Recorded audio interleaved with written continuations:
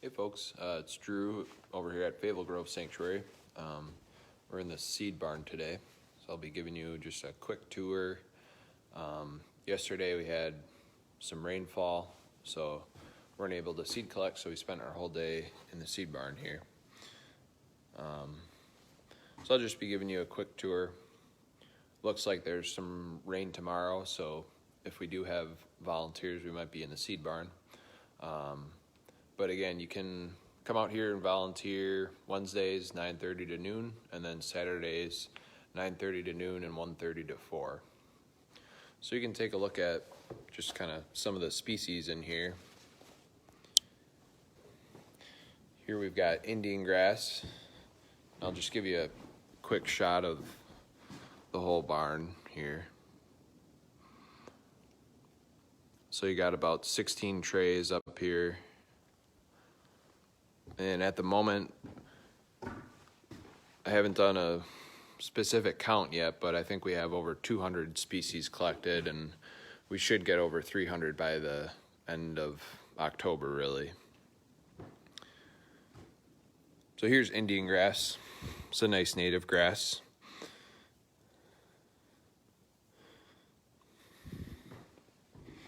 Here's some green compass plant.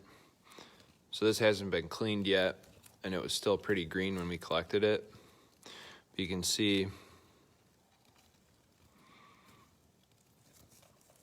so there are the seeds right there. Look like sunflower seeds. So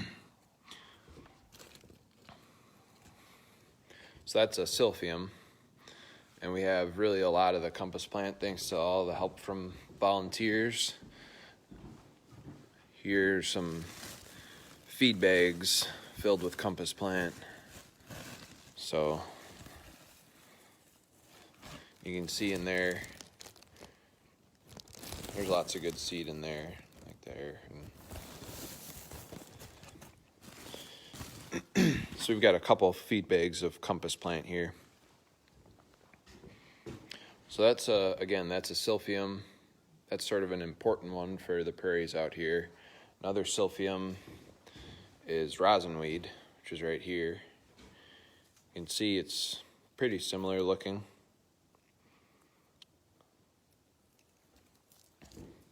And the seed on this is also similar. It's right there.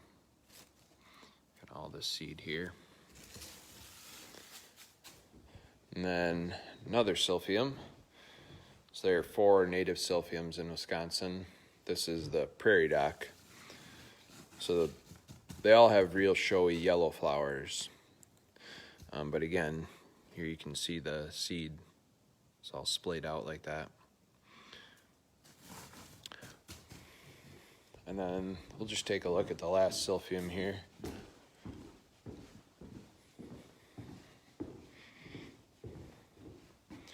This one is cup plant. Again, you can see they're all related. So there's the seed in there. We also have a number of sunflowers. Here's western sunflower. There's some woodland sunflower over here. There's a little pile of it. Here's sawtooth sunflower. So everything in the seed barn is, or it should be at least, it's labeled with what species it is. And it's in a discrete pile so we don't mix species at all. And you can kind of get a sense for the diversity of plants and different strategies for dispersal and stuff. Here we got prairie drop seed. We've got a number of different berries, and here's Jack in the Pulpit. That's more of a woodland species.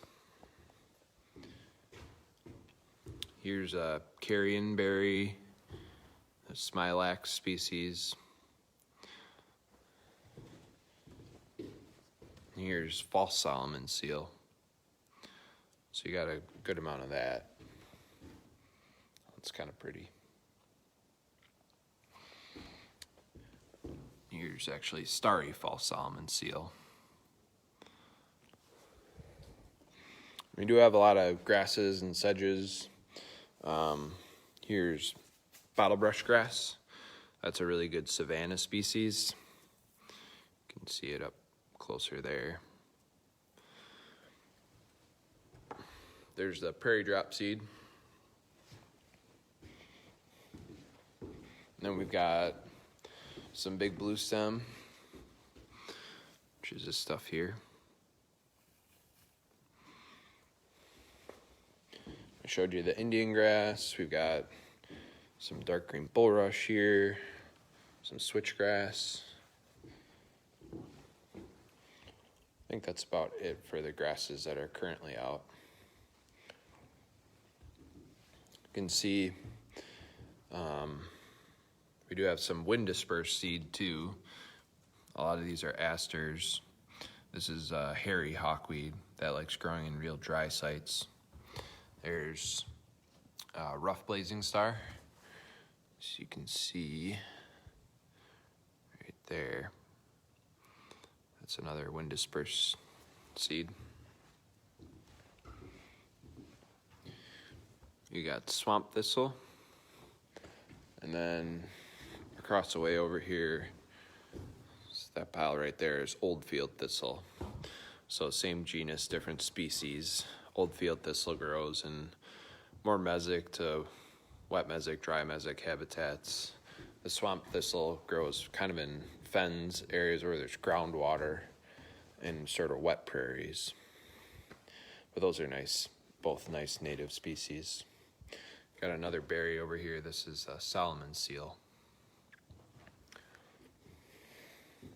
We do have some milkweeds. Over here we've got swamp milkweed, and we have a volunteer helping us on all the common milkweed that we collected. She's going through all that, so that's really a big help to us. That's the swamp milkweed here.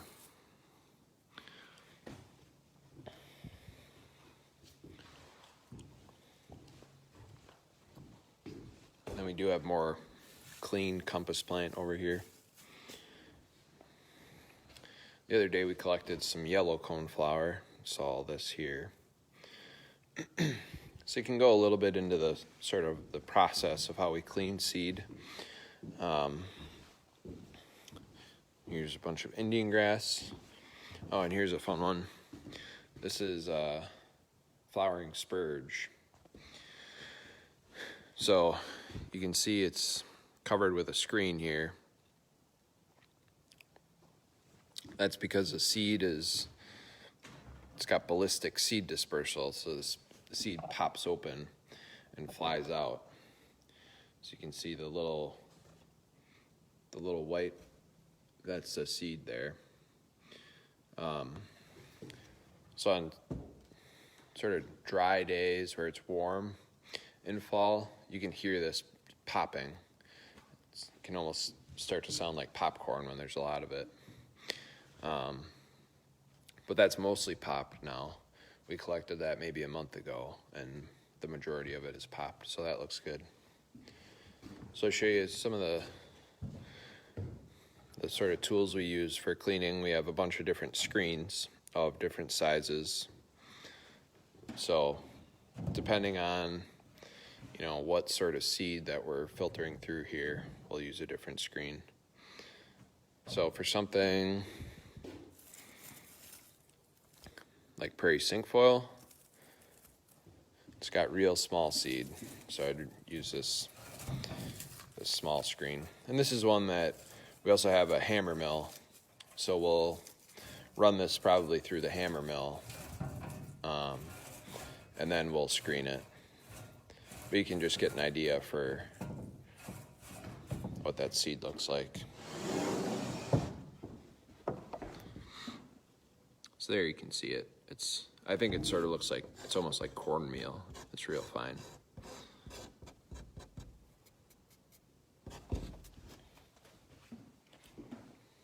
Something like the compass plant, we have even bigger screens than the ones I have out here. So For stuff like that, we'll just kind of push it through, and that we don't really separate the seed at all.